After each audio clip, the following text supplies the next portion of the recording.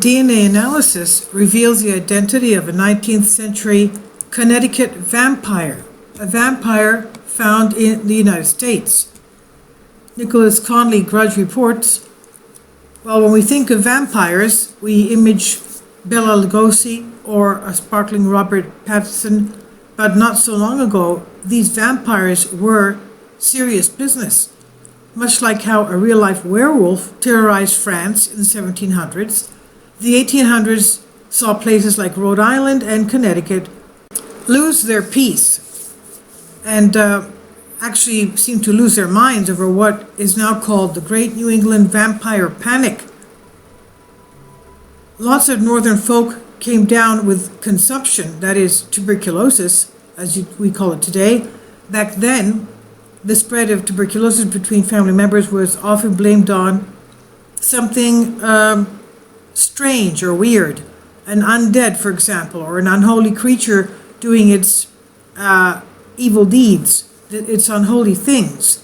Of course, we know that tuberculosis is spread by drinking or touching someone's fluids that has tuberculosis. It can very easily, for example, if someone's drinking Coke or sipping soda and you take the sip from that straw or from that glass, you can contract tuberculosis that way. Now, many people in the States may not have tuberculosis, but it is spreading around again in Europe because of the immigrants that carry it with them to the countries where they settle down, and they're not getting proper treatment for this, and so it's spreading to other people, the local peoples of the areas they come to live with. So at that time, though, it was thought to be caused by something unholy. For example, the Europeans, blood-sucking vampires, and New England creatures never left their graves and allegedly drained people's life forces through psychic means. Now, there are such thing as psychic vampires today, and we may have some friends or relatives or people near us or people that we work with that are what we call, quote-unquote, psychic vampires.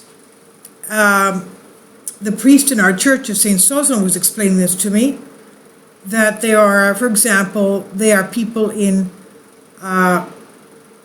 roles or places of authority, for example, parents or relatives or teachers or doctors, supervisors, managers, that can suck your your soul energy, your spiritual energy, by speaking badly to you or doing something unethical to you or immoral to you, something underhanded or below the belt, you know what I mean? Things that are considered totally unfriendly and inhuman. And there are people that do that on a regular basis, even though they know they're hurting you. And they know that it's psychologically, they're psychologically suppressing and stressing you out. And they gain more energy that way from your losing your psychic energy, your spiritual energy. This is something that the Christian Orthodox priest was explaining to me. It even happens with abbots in the monastery, how they suppress the monastics, for example. So that's the example he was giving me, for example. Now, going back to this, not everyone believed in psychic vampires, but people were desperate. So if your family member got TB, for example, the Smithsonian says that the accepted procedure was to figure out which person that had passed away was the vampire. And they would often go and dig up their grave. And once the supernatural predator was, quote-unquote, discovered, you would do certain things to the deceased, the body of the deceased. Now, I'm not going to go into that because it's very gruesome. You can read the article if you want. Now, fast forward to 1990, in the town of Griswold in Connecticut, there were 3 kids that were hanging out in a sand pit when they discovered the skull of a human poking out of a recently excavated ground.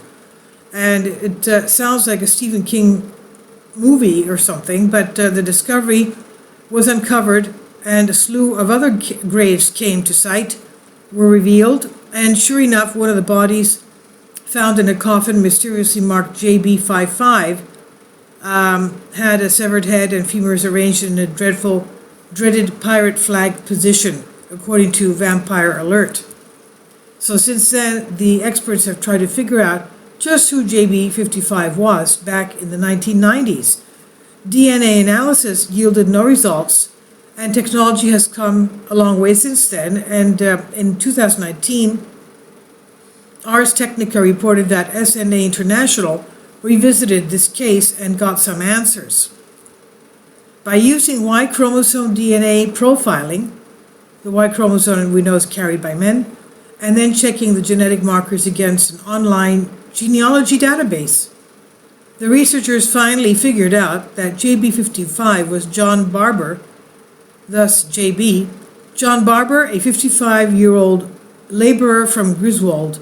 JB55, John Barber 55. Get it?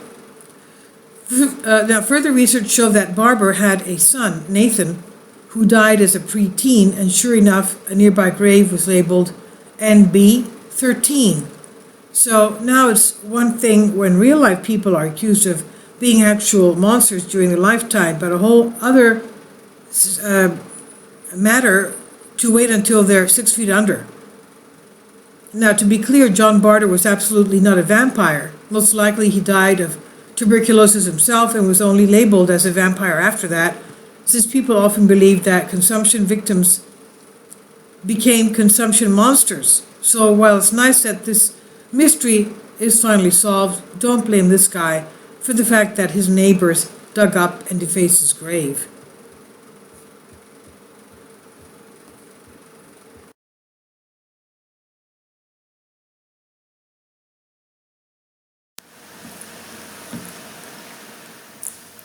If you'd like to join me on my Patreon account, you will hear content not covered by mainstream media. These riveting stories will be based on my research, and I will state my opinions and give my personal insight on diverse and controversial subjects and world events not covered by mainstream media, and not supported by YouTube guidelines. So whatever I have on my Patreon, most of those will not be on my YouTube channel. Please consider becoming a member today. More of the most significant and important videos will be on my Patreon channel. Your support helps me to continue my research and keeps this YouTube channel alive. And we depend on your support, your generous charity, because we help economically challenged families here in Athens, Greece, in Kapota, and we also help the young generation with university tuition and the community around our church. Thank you.